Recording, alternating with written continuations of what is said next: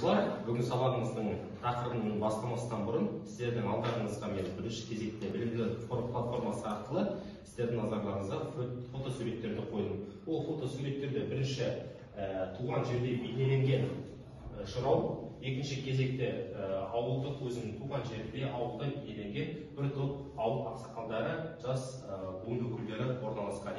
Енді біз осы фотосуреттерге қарап отырып, бүгінгі сабағымыздың тақырыбын ашуымыз керек. Сіздер қалай ойлайсыздар? Бүгінгі сабағымызда біз не өтпекшіміз?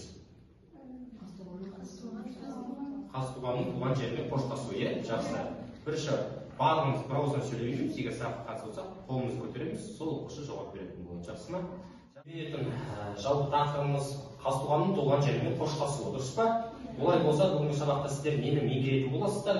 Ол үшін біз оқу мақсатын алдыға қойып алуымыз керек. Оқу мақсатымыз көркем шығармаларда кейіпкер бейнесін ашып, үзінділерді шартқа айту, кейіпкерлердің іс-әрекеті мен автор берген портреттік мінездемені салыстырып, тарих кешені көркемдік құндылығына баға беруіміз керек. Міне олар, бүгінгі сабағымыздың мақсаты осы, біз сабақтың соңында осы мақсатқа жетуіміз қажет. Олай болса, сабағымыздың тапсырмаларына көшеміз.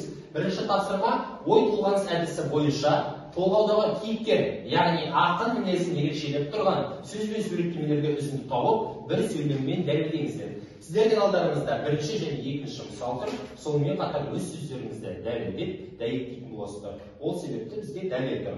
Жалпы дескриптивқа тоқталатын болса, құрметті оқушылар, толғаудағы кейіпкер, яғни ақын мінезін ерекшелеп тұрған сөз бен суреттемелерге үзінді тауып, бір сөйлеммен дәлелдейсіздер. Бұның барлығын біз жыраулар поэзиясындағы және Қазтуғанның шығармашылығынан тауып аламыз. Жақсы болар, онда кім шығады бірінші мысалға? Кітапты. Аягөз. Тездетейік. Қалғанымыз қарап отырамыз. Дұрыс па, дұрыс емес пе? Жақсы, бірінші мысал сіз қалай ойлайсыз? Айтаса қойдың көшемі, сөйлесе тілдің шешемі. Арқамағын жаз жіберіп күз мінген, күз жіберіп жаз мінген, 2 жылда бір мінген, жолдасын жолай іздеген, өзіне тиген дұшпарын қарт бурадай тіздеген. Мен қарға бойлы Қазтуған. Келісесіздер ме? Келіссек не істейміз біз? Жақсы. Онда жауабына, дұрыс жауабына назар аударайық. Дұрыс па, дұрыс емес пе, сіздер өз бағаларыңызды беретін боласыздар. Жақсы ма? Так. Біріншісі жауабы бізде дұрыс па, дұрыс емес пе қарайтын боламыз.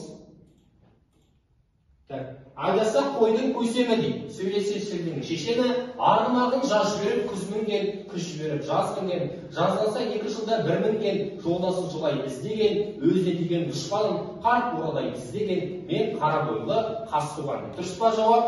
Жақсы, өте керемет. Онда Аягөзге жақсы, рахмет Аягөз, орныңызға жайғаса берсеңіз болады.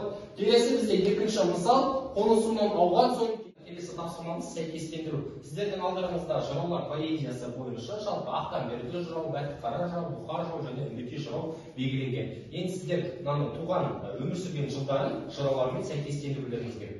Жақсы, онда кім шығар тақтаға? Жақсы, Әлмира сен шығарың?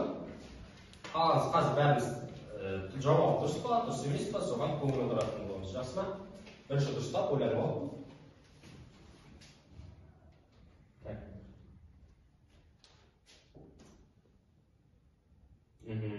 Дұрыс.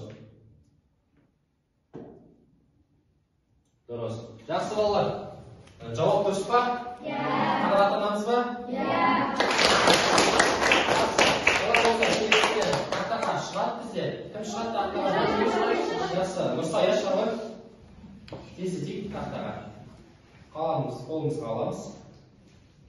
Қалғанымыз дұрыс па, дұрыс емес па қарап отырамыз. Жақсы па? Жақсы. Олай болса.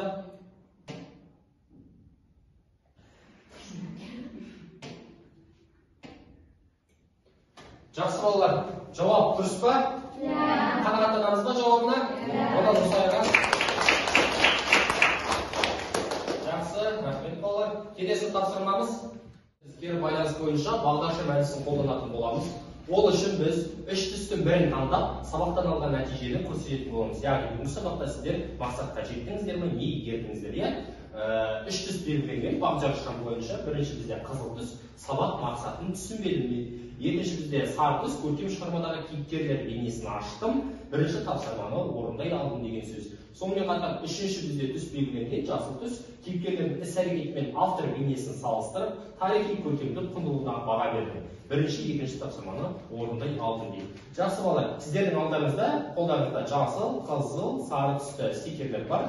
Кім не түсінді, кім не түсінбеді, тақтаға келіп жабыстыратын боламыз. Стикерде әрине аттарыңыз белгіленіп тұрсын. Жақсы ма? Ал тақтаға келе қойып балалар. Тұрып келе қойып жабыстыра қойып. Тездетейік балалар. Барлығыңыз келейік, тездетейік. Жоқ, мына жаққа жабыстыра беріңіздер. Аха, жақсы. Аха. Жақсы.